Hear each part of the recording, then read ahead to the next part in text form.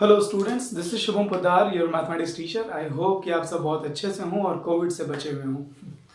So previous part में हम लोग कॉन्टिन्यूटी पढ़ रहे हैं, कॉन्टिन्यूटी ऑफ फंक्शंस। हम लोगों ने देखा कि किसी फंक्शन की कॉन्टिन्यूटी का मतलब क्या है, किस तरह से किसी फंक्शन की कॉन्टिन्यूटी को डील करना है, किस तरह से कॉन्टिन्यूटी लिमिट से रिलेटेड है। और हम लोगों ने कुछ क्वेश्चंस भी अच्छे, जो प्रीवियस ईयर बोर्ड क्वेश्चन है हमारे, अच्छे क्वेश्चन मैंने 2 सेलेक्टिव क्वेश्चन सॉल्व कराए थे।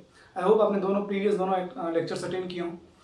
अब कॉन्टिन्यूटी की थ्योरी को हम थोड़ा सा जनरलाइज कर रहे हैं, आगे बढ़ा रहे हैं कि ठीक है सर, कॉन्टिन्यूटी किसी फंक्शन की कॉन्टिन्यूटी हमने पढ़ ली, किसी पॉइंट पर कैसे निकालना है, अब उसका क्या।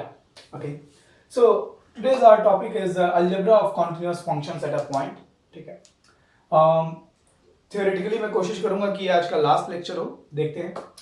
Okay, if f and g are two continuous functions at a point x is equal to a of their common domain, मतलब ये पॉइंट f और g दोनों के कॉमन डोमेन का मतलब वो इंटरवल जिसमें f भी डिफाइंड हो, जिसमें g भी डिफाइंड हो। ओके, है ना, f का अपना डोमेन होगा, g का अपना डोमेन होगा, उन दोनों का इंटरसेक्शन कॉमन डोमेन। ठीक है, उस कॉमन डोमेन का हमने कोई पॉइंट a सेलेक्ट किया, x equal to a select किया है, और इस पॉइंट पर हम ये मान रहे हैं, ये कह रहे हैं एक्चुअली कि f भी कॉन्टिन्यूअस है और g भी कॉन्टिन्यूअस है। अगर f और g x is equal to a पर कॉन्टिन्यूअस हैं, तो इनका सम और इनका डिफरेंस भी x is equal to a पर कॉन्टिन्यूअस होगा। फॉर एग्जांपल, जैसे sin x plus cos x लिखा हुआ है। अब आप देखिए, ये function x is equal to pi by two पे कॉन्टिन्यूअस है, पाई बाई टू पे इसकी वैल्यू 1 होती है।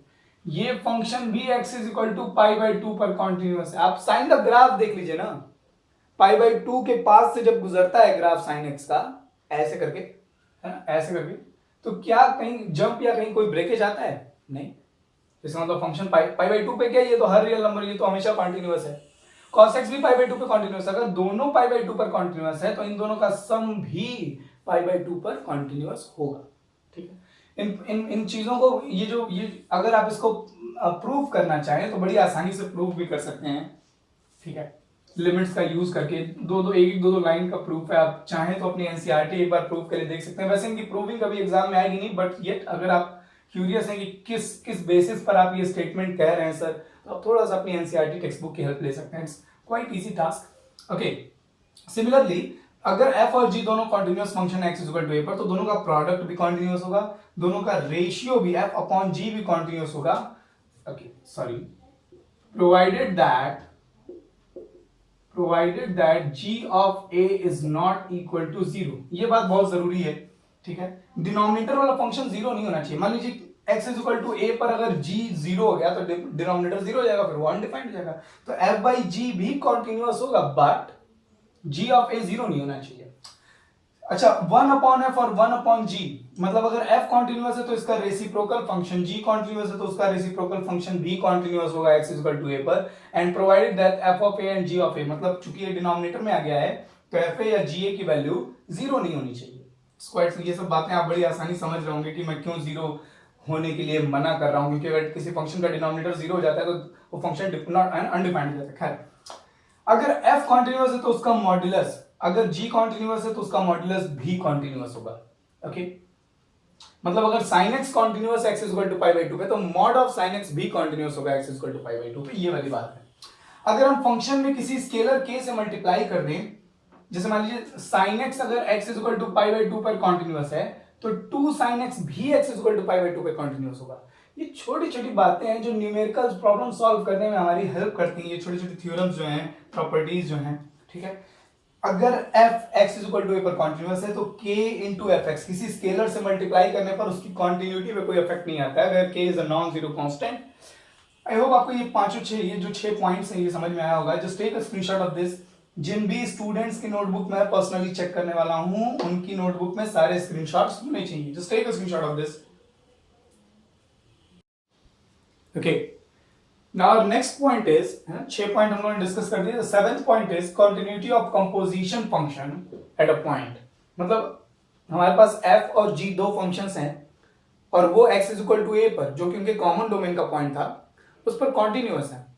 तो अब पॉइंट ये है कि उनके कंपोजिशन की कॉन्टिन्यूटी के बारे में कोई कंक्लूजन निकाला जा सकता है या नहीं। आई मीन ठीक है सर, उनके सम की बात हो गई, डिफरेंस की बात हो गई, प्रोडक्ट रेशियो, उनके रेसिप्रोकल की बात हो गई, मॉडुलस की बात हो गई, किसी स्केलर से मल्टीप्लाई करने पर भी कॉन्टिन्यूटी पे कोई असर नहीं पड़ रहा है, ये सारी बातें हो गई. What about composition of functions? Okay, so if g of x is continuous at x is equal to a, okay, ठीक है. अच्छा ऐसे समझिए, यहां से देखिए f of g of x, मैं इस कंपोजिशन की फिलहाल बात कर रहा हूं. अब ये कब कॉन्टिन्यूअस होगा?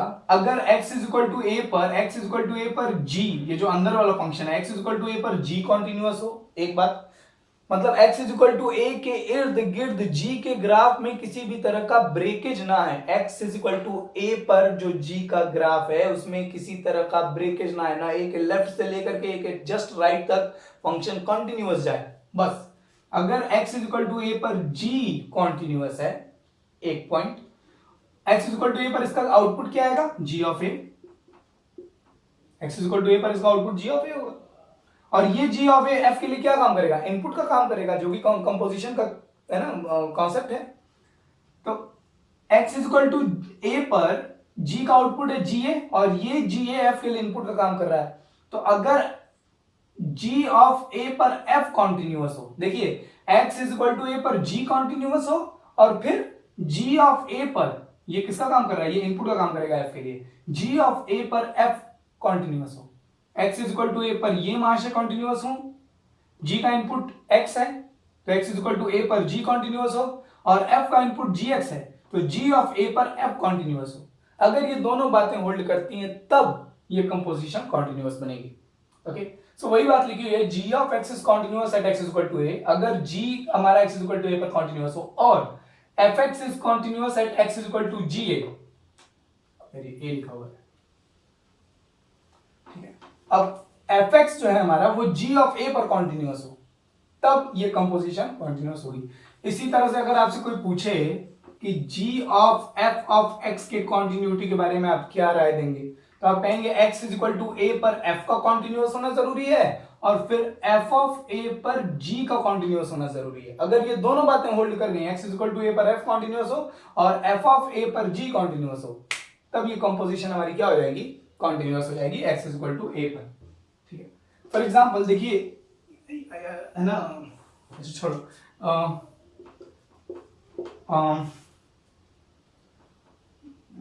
ये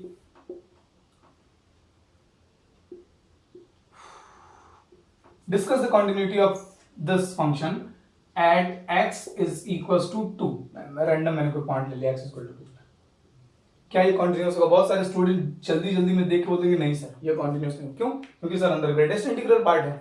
ग्रेटेस्ट इंटीग्रल पार्ट का ग्राफ आपको याद होगा, ऐसे ऐसे करके सीढ़ी की तरह ग्राफ होता है. तो ये तो सर डिसकंटिन्यूअस फंक्शन है ना, ये कहां से कॉन्टिन्यूअस हो जाएगा?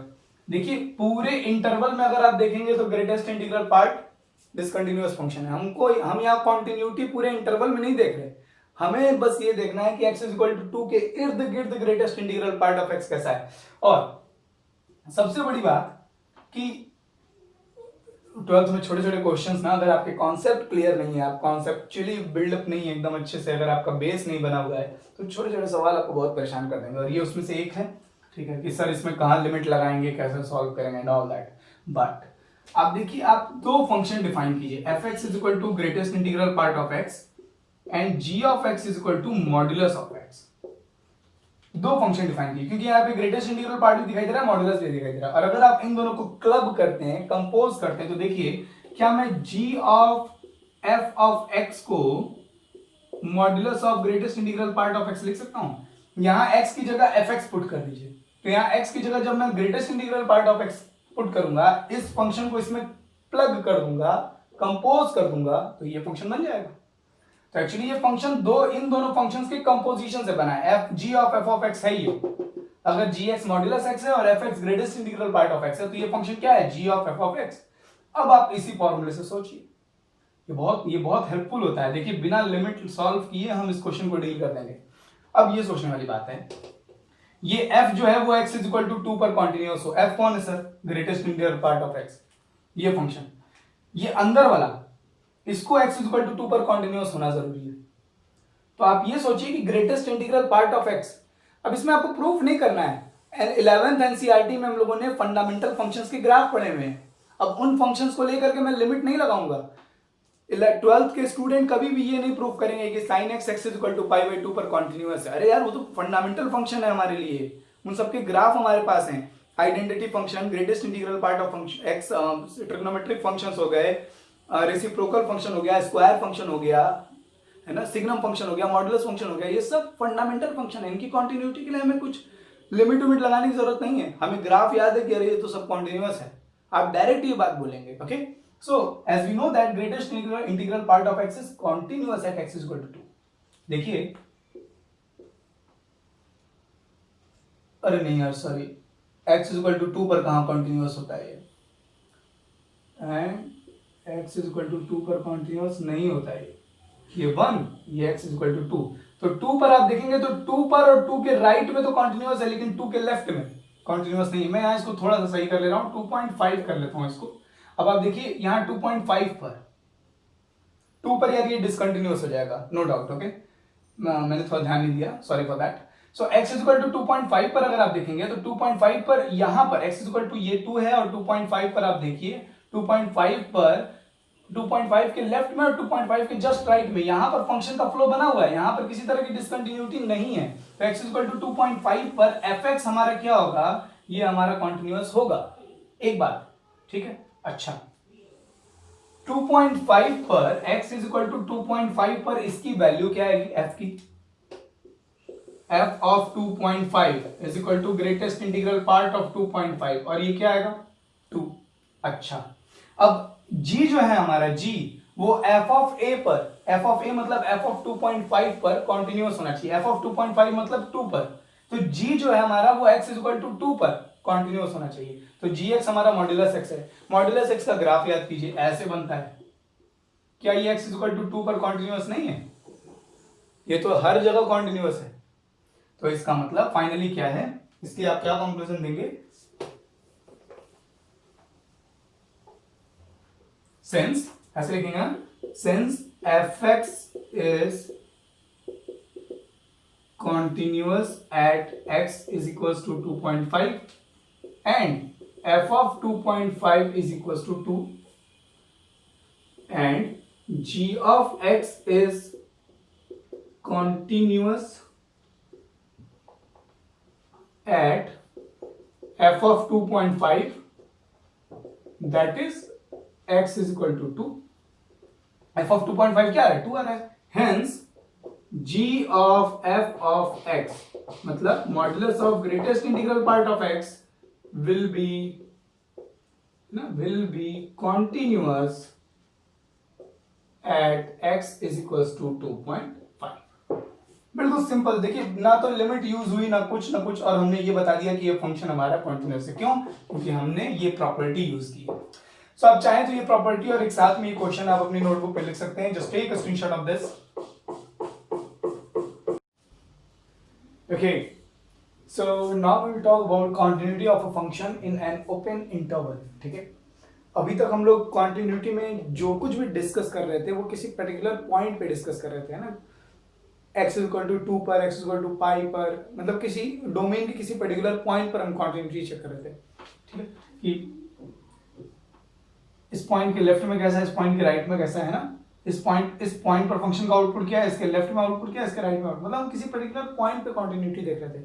और अब हम बात कर रहे हैं continuity of a function in an open interval. ठीक है, अब हम किसी इंटरवल में बात कर रहे हैं। तो अब इंटरवल में कॉन्टिन्यूटी दो तरह से डिस्कस होगी, एक ओपन इंटरवल में और एक क्लोज इंटरवल में, है। सबसे पहले ओपन इंटरवल डिस्कस कर रहे हैं हम। A function fx is said to be continuous in an open interval a b of its domain. Okay, ये इंटरवल इसकी डोमेन कहीं होना चाहिए, जाहिर सी बात है। मतलब जिस भी इंटरवल में हम कॉन्टिन्यूटी को डिस्कस कर रहे हैं उस इंटरवल में फंक्शन तो डिफाइन नहीं होना चाहिए ना, मतलब ये इंटरवल इसकी डोमेन का ही कोई सबसेट होना चाहिए, ये वाली बात है। सो अच्छा, एक और बात है, ये मैंने यहां लिखा नहीं, सॉरी।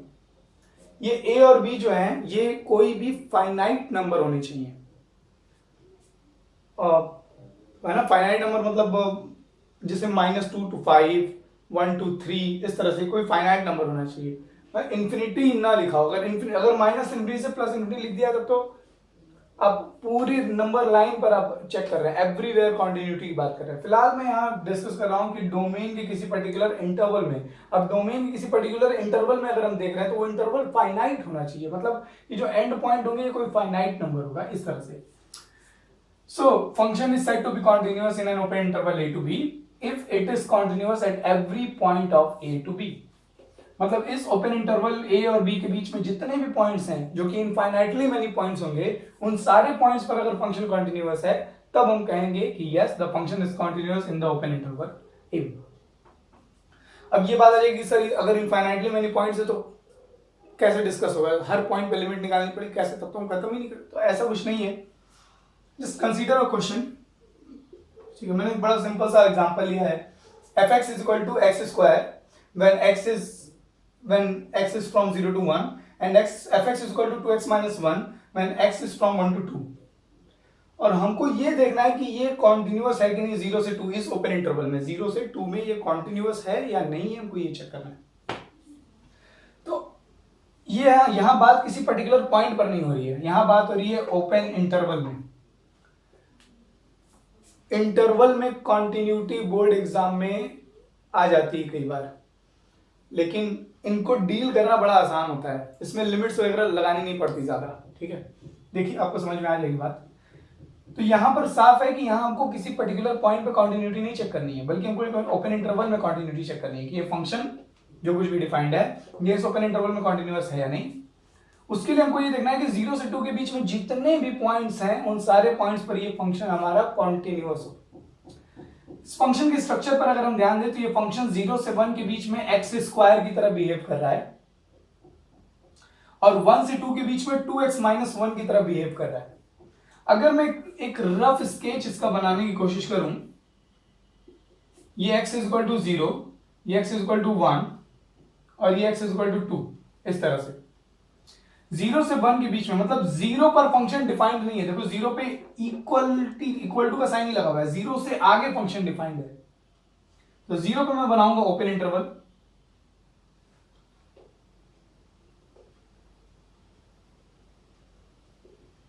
जीरो पे मैंने बना लिया ओपन इंटरवल, और 1 तक फंक्शन का ग्राफ एक्स स्क्वायर की तरह, एक्स स्क्वायर ग्राफ होता है पैराबोला, तो एक्स इक्वल टू 1 पर आउटपुट, एक्स इक्वल टू 1 पर आउटपुट इसका 1 का स्क्वायर 1 आएगा।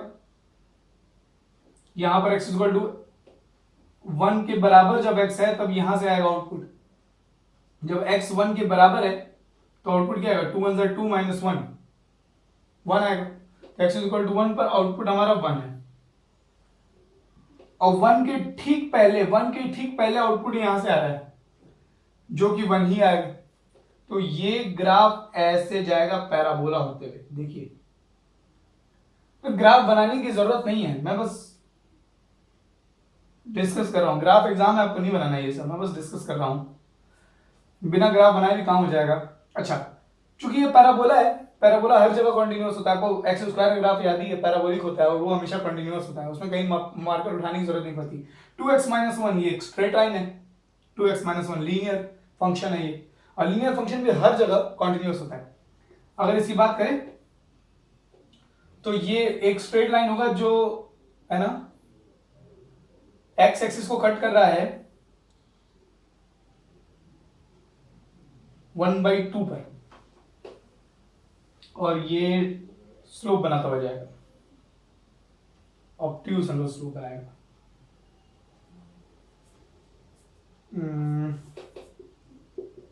अगर आप इसके ग्राफ को देखेंगे y equal to 2x minus 1 के ग्राफ को, तो ये x एक्सिस को कट कर रहा है 1/2 पर, ओके, और ये इंक्लाइंड होगा m इज इक्वल टू 2। अच्छा चलो ऐसे देख लीजिए, आपको स्ट्रेट लाइन याद है 11th की, इसको आप ऐसे देख लीजिए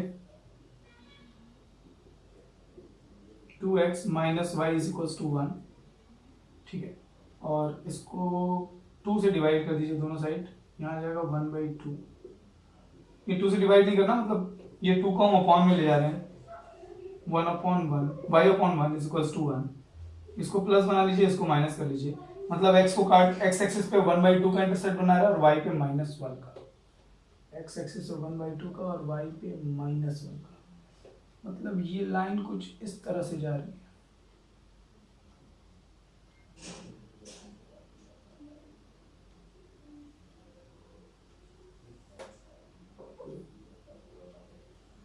तो 1 के आगे नहीं, 1 के पीछे नहीं,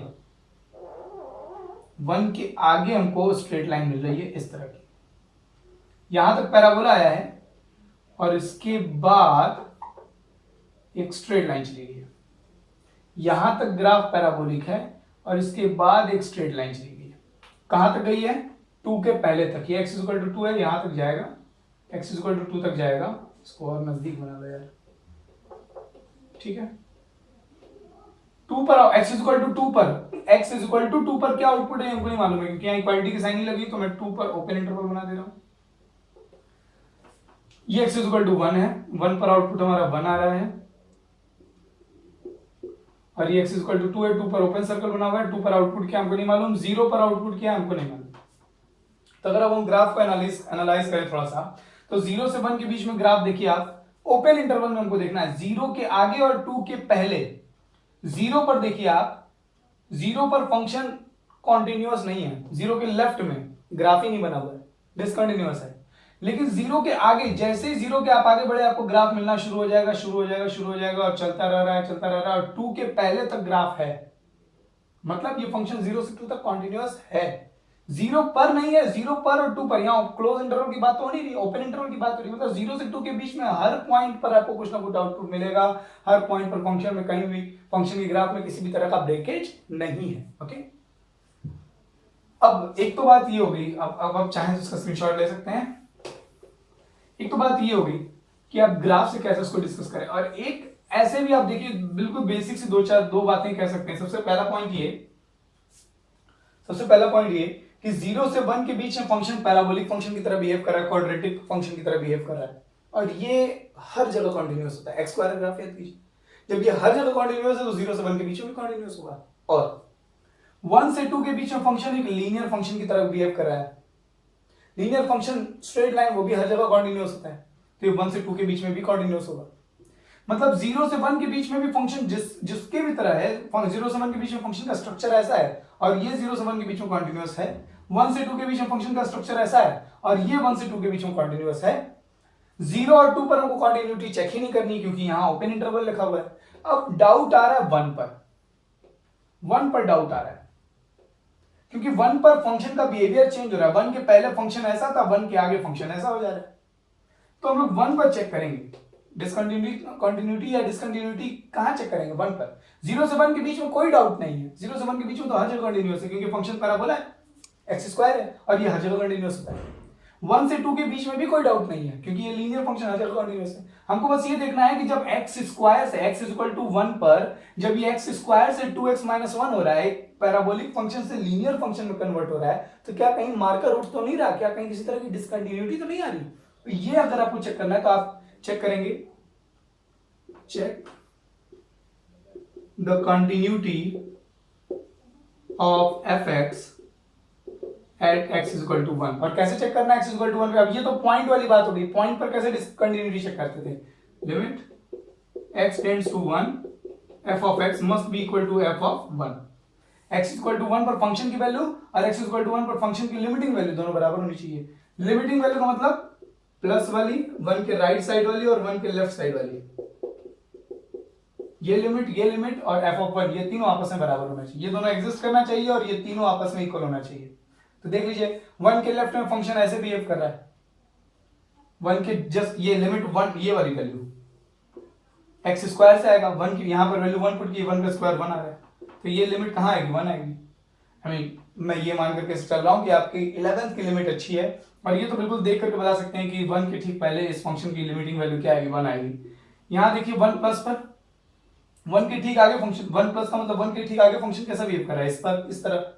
यहां पे 1 रख के देख लीजिए, 2 1 2 में से 1 चला गया, 1 आ गया। x इज इक्वल टू 1 पर फंक्शन का आउटपुट क्या? x इज इक्वल टू 1 पर फंक्शन ऐसे बिहेव कर रहा है। यहां पे आउटपुट निकालिए, 2 1 2 माइनस 1, यहां पे भी 1 आ रहा है, ये भी 1, ये भी 1, ये भी 1, मतलब फंक्शन 1 पर कंटिन्यूअस है।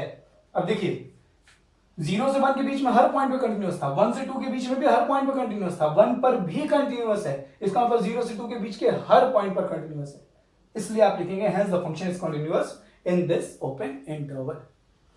ये लिखने में और सॉल्व करने में उतना लेंदी नहीं है। देखिए मुझे बिल्कुल आइडिया नहीं लगता कि मेरी बातों को आप कितना ग्रैब कर पा रहे हैं, ओके, वर्चुअल क्लास की वजह से। तो मैं हर तरह से मैंने ग्राफिकली भी इस बात को डील किया, मैं मैन्युअली भी इस बात को, आप यहाँ पहला स्टेटमेंट ये लिखेंगे the function F X is always continuous between 0 to 1 because the function is parabolic in the open interval 0 to 1। एक बात। सेकेंड लाइन लिखेंगे the function is always continuous between 1 to 2 या in the open interval 1 to 2 because the function is linear and linear function is always continuous।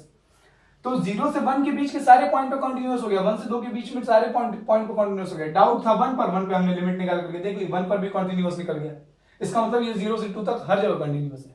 अगर ये 1 पर continuous नहीं आता, अगर ये तीनों बराबर नहीं आते, तो हम ये लिखते the function is everywhere continuous in this interval except x at x is equal to 1, x is equal to 1 को छोड़ करके हर जगह कंटिन्यूअस है। तो आई होप आपको ये बात कि ओपन इंटरवल में कंटिन्यूटी की बात करने का क्या मतलब है और इससे रिलेटेड ये क्वेश्चन समझ में आया होगा। ठीक है, just take a screenshot if you want.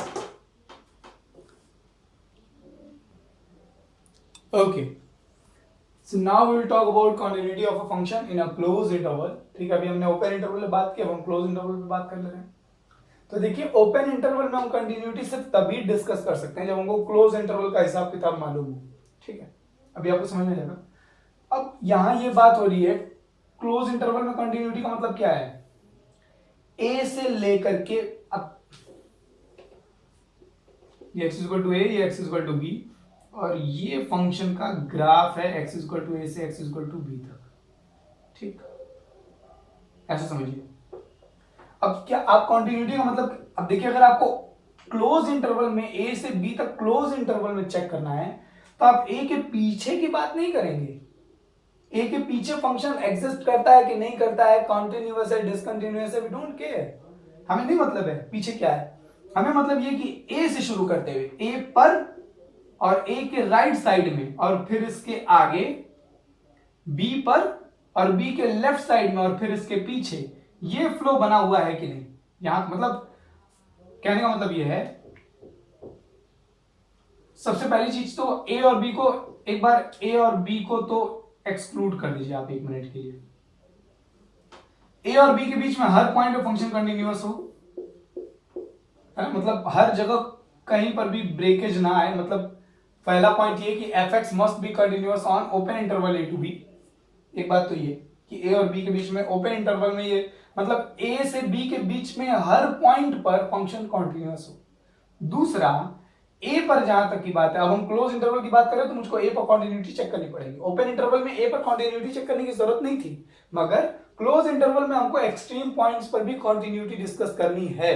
और किस तरह से डिस्कस करनी है, मुझे इस बात से फर्क नहीं पड़ता कि ए के पीछे फंक्शन का ग्राफ कैसा है, ए के जस्ट आगे फंक्शन कंटिन्यूअस है कि नहीं। तो यहां देखिए सेकंड पॉइंट क्या है, f x must be right continuous. Right continuous का मतलब ए के ठीक आगे, ए के पीछे से मतलब नहीं। देखिए x is equal to A पर जब हम कंटिन्यूटी चेक करते हैं, किसी पर्टिकुलर पॉइंट पर जब हम कंटिन्यूटी चेक करते हैं, तो हम उस पॉइंट, हम क्या करते हैं, उस पॉइंट के जस्ट लेफ्ट में लिमिटिंग वैल्यू देखते हैं, उस पॉइंट के जस्ट राइट में लिमिटिंग वैल्यू देखते हैं, और उस पॉइंट पर फंक्शन का आउटपुट देखते हैं। अगर तीनों इक्वल है तब हम कहते हैं कि उस पॉइंट पर फंक्शन हमारा कंटिन्यूअस है। लेकिन क्लोज इंटरवल में जब हम ए पर कंटिन्यूटी चेक कर रहे हैं, क्लोज इंटरवल में जहां ए हमारा एंड पॉइंट है, तो हमको ए के लेफ्ट से मतलब नहीं, ए के पीछे वाले पॉइंट से मतलब नहीं है। ए के ए व x is equal to A पर फंक्शन लेफ्ट कंटिन्यूअस है कि नहीं, है ना। मतलब यहां पर limit x tends to a minus f x,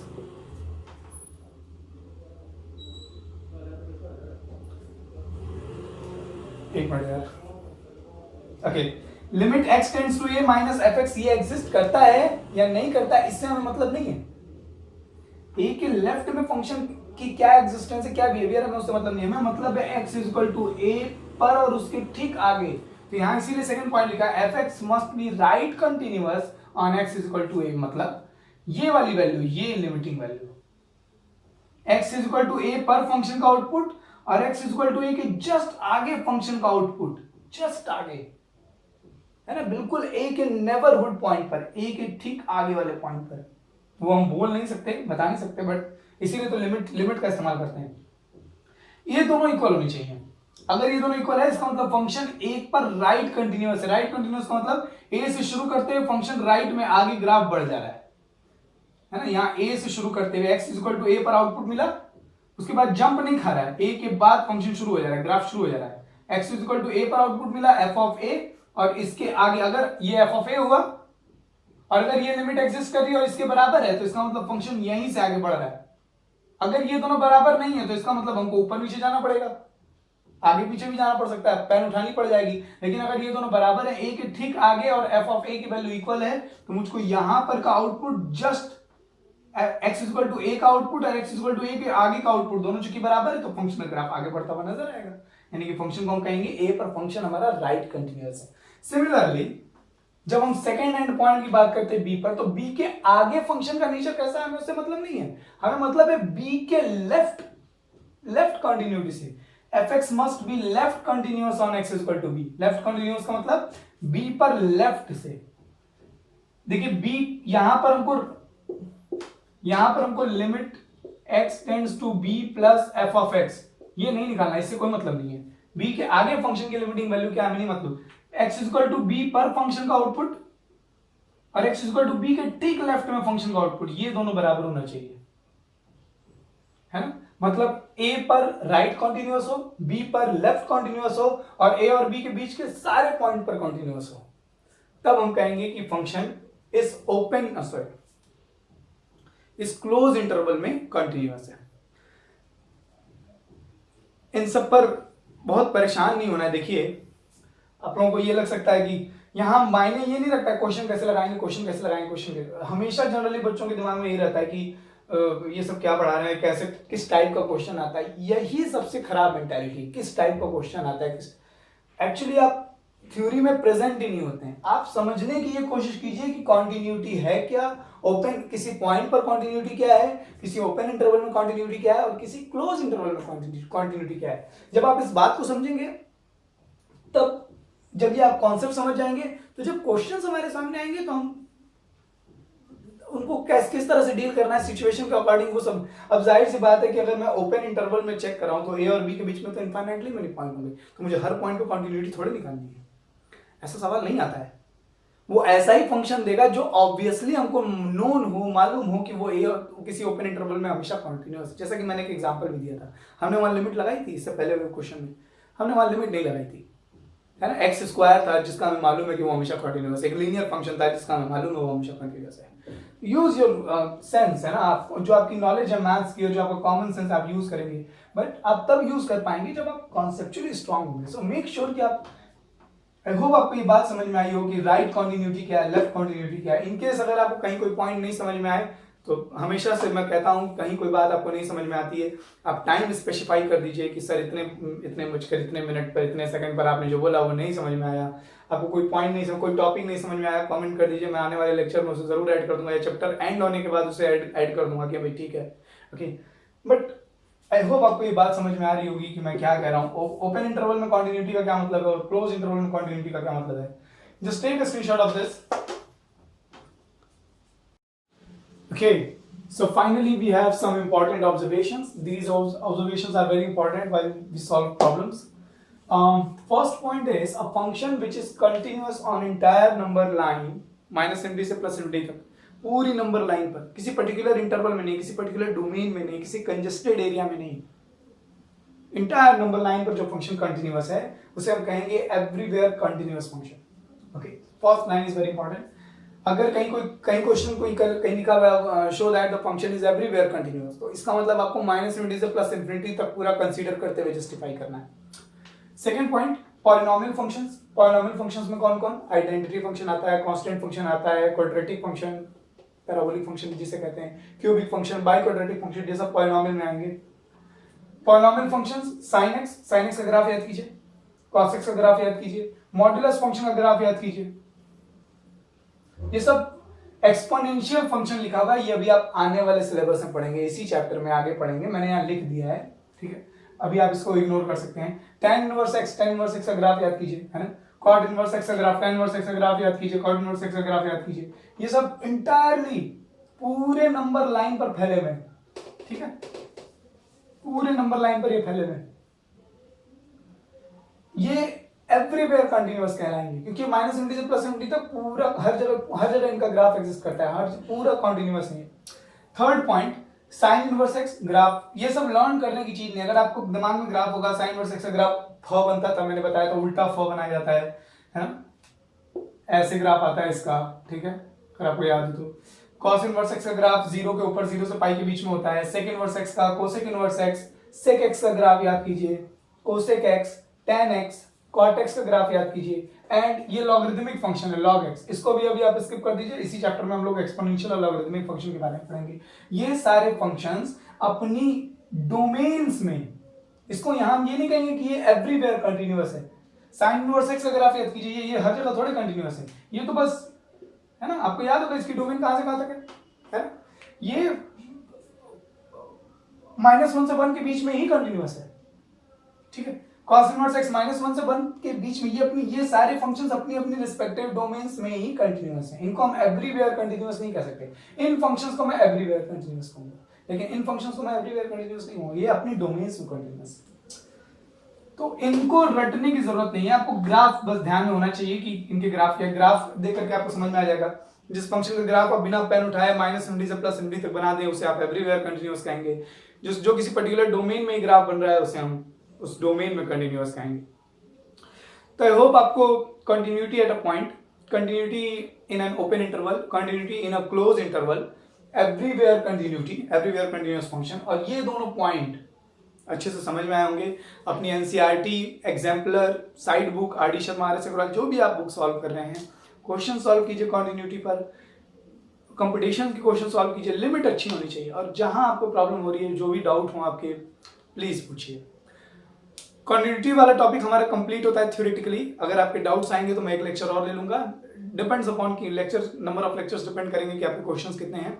वरना हमारा नेक्स्ट टॉपिक होगा डिफरेंशिएबिलिटी। खूब खुश रहिए, खूब मेहनत कीजिए, बाय।